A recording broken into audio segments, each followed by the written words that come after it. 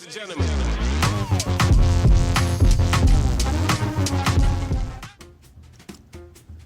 What's going on to the Shucking and Driving family, and welcome back to the platform. Well, it looks like we're headed back off to Houston to pick the truck up from the shop and take it to the new truck parking spot. So far, this truck has been taking me through the ringer, and I'm speaking in terms of draining my pockets, and it's starting to look like I'll never be able to get in my truck and pull some loads. I have spent so much money so far, and now I'm going to take you with me to spend another $2,800 more. Can you believe it? Hold on, y'all. Look at this bottle right here. This bottle lasted through the whole trip and did not fall. I'm serious, man. Surfing to the extent. But anyway, let's head on out to Texas and do what it do, baby. I will see y'all when we get there.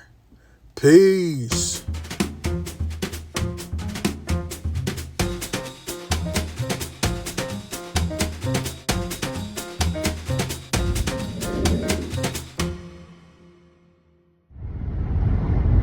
What's going on, YouTube family?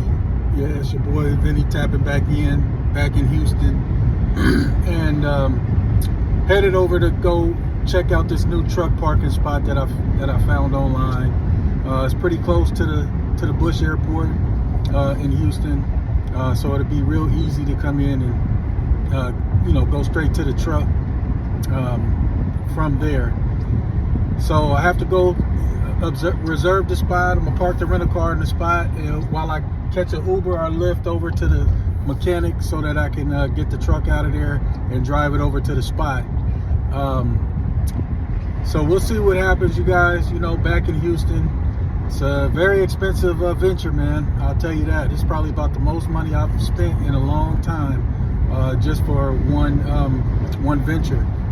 So just make sure when you guys get all your things all, and excuse me, scratch that. Just make sure that when you guys decide if you're going to come into this trucking game or any business that you do, make sure you count the cost before you do it. Like I said, when I first started out, I had more than enough money to get into the business, but I messed up on my paperwork. So it really just drugged me out, and it cost me a lot of money. So I got down to my bare minimums, and now it's like I'm starting over from scratch, but I'm really trying to make this thing work. So I got all the trucking work done. They told me that the tag was going to be about 26 something. They changed some sensors, they did my brakes, changed my drums, fixed air leaks, did some leak, welded a leak that they found in my exhaust system. So, all of that came up to about $2,600, and that's what I'm about to go pay. So I got to go pay that, and then once I get over there, then I'll chime back in, and I'll let you guys know what's up. All right, you guys, so we're back in the saddle again, back in the truck. Just got it worked on, and about to take it back to the parking. Just release the parking brakes, and we're gonna pull out.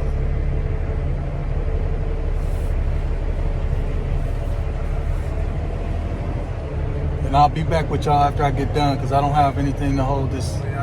So I picked up the truck, took it down over to the parking spot where it's gonna stay for a little while until I can get everything situated.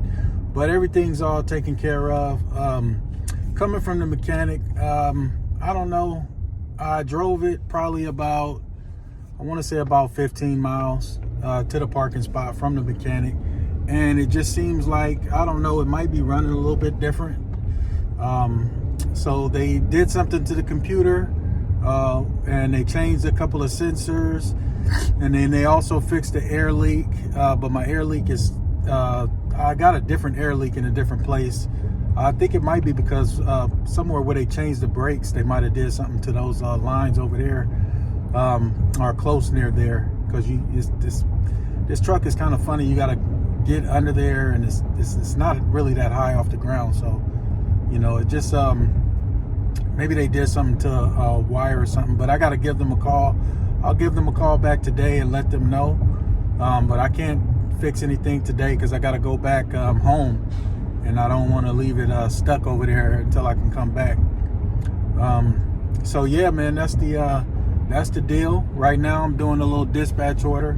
It's a pretty good dispatch order, especially for Texas, man. Texas is so terrible. You know, they usually offer how much do they probably offer somewhere around, you know, anywhere from $1 a mile, which is really rare, on down to about 30 cents a mile. You know, so, and that's for the longer trips, and that's the ones that I really look for. You know, but being in a rental car is really not that much of a big deal. But, you know, it's just terrible out here with that stuff, man. But the only thing that I need to go do right now is, take care of this, my roadie and my dispatch, so that I can pay for this rental car and then also pay for some of the travel expenses, which is good, man. I mean, if you guys ain't doing nothing and, you know, you have to take business trips or you have to go somewhere or anything like that, man, you can get on the roadie platform, you can get on the dispatch platform and just drive wherever you at, man. So, you know, it's a good deal. You know, it might not pay for the whole thing, but it's going to at least pay for my travel expenses.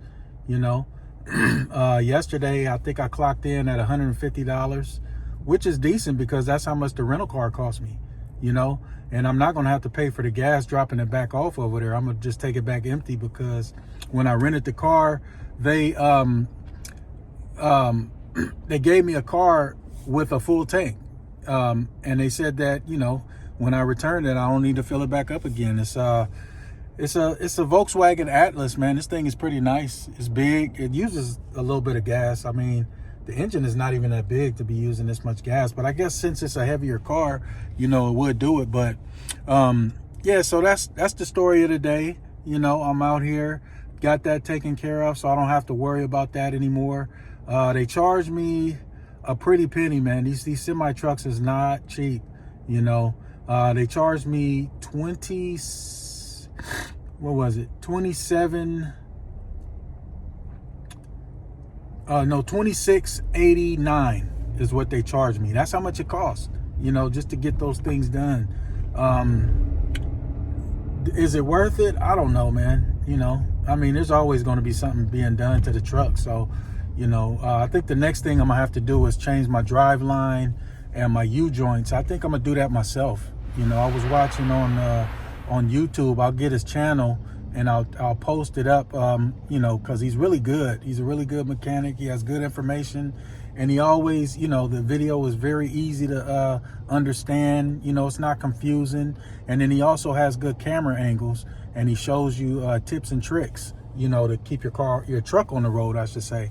You know, so anything that I can do that doesn't require like heavy equipment or any kind of tools that I might need to have a shop for, you know, I'm gonna try to do these things myself, you know. So, and I think that the drive line and the U-joints are one of them. Now, one of the things that he did is he went to Harbor Freight and he got one of those presses, you know, those hydraulic presses, and you know, he only paid $200 for it. But I think it's a 20,000 pound press, and you're going to need some poundage if you don't want to be hammering away to remove the U-joints and then also to put them back in. So I think it's a good deal.